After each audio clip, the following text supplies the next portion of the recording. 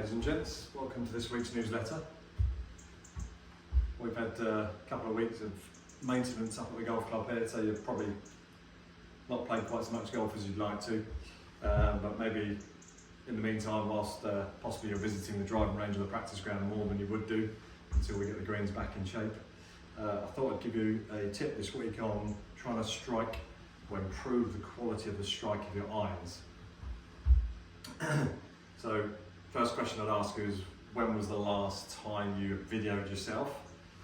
And we find that most people that tend to struggle with iron strikes off the floor is where somebody changes their starting position by a great amount. So, for example, when somebody either gains or loses height, or most oftenly seen where someone tends to move off the ball too much as they make their backswing to hopefully plan on getting back.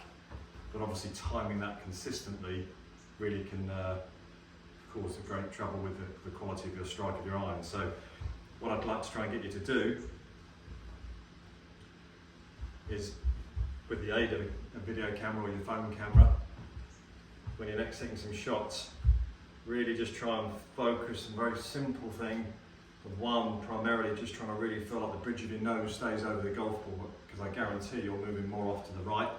But also when you do video yourself, try and check for variation in height.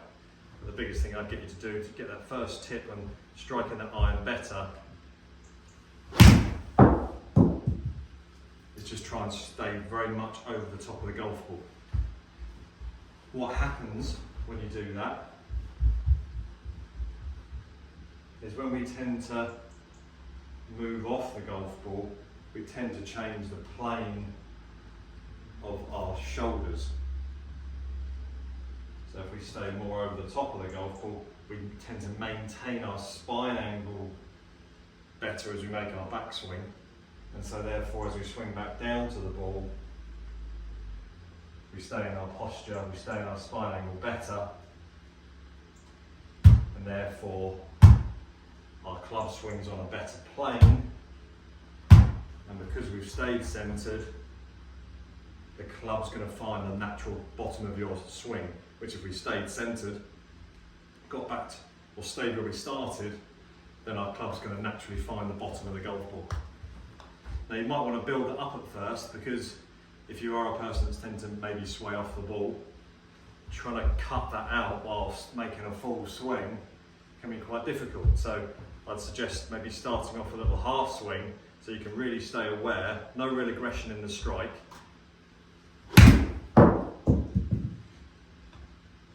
again, you can really concentrate on staying centred and hopefully keeping your head on the same height. And because of that, every time we should be finding the bottom of the swing, exactly where the golf ball is. Okay, very simple.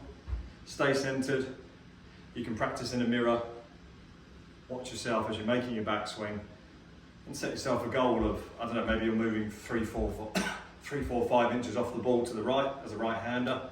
Maybe we're going to try and cut it down to a couple of inches, or if you're moving up or down a couple of inches more than you want to, then set yourself a target over maybe 3, 4, 6 weeks of practice to try and really limit that. I guarantee you your iron strike quality, the crisp strikes, powerful strikes, and generally they'll go straight as well, will be improved just by this simple tip of staying centred. Use a camera, use a window, reflection, use a mirror. Whenever you've got a spare minute, it only takes 2, 3, 4, 5 minutes a day of practicing that to gradually reshape your tendencies into staying more centred. So there's not so much to make up for in your downswing, and your strike's only going to get better. Okay, hope that helps. Hopefully see you out on the course soon as those greens get better. But until then, have a good time.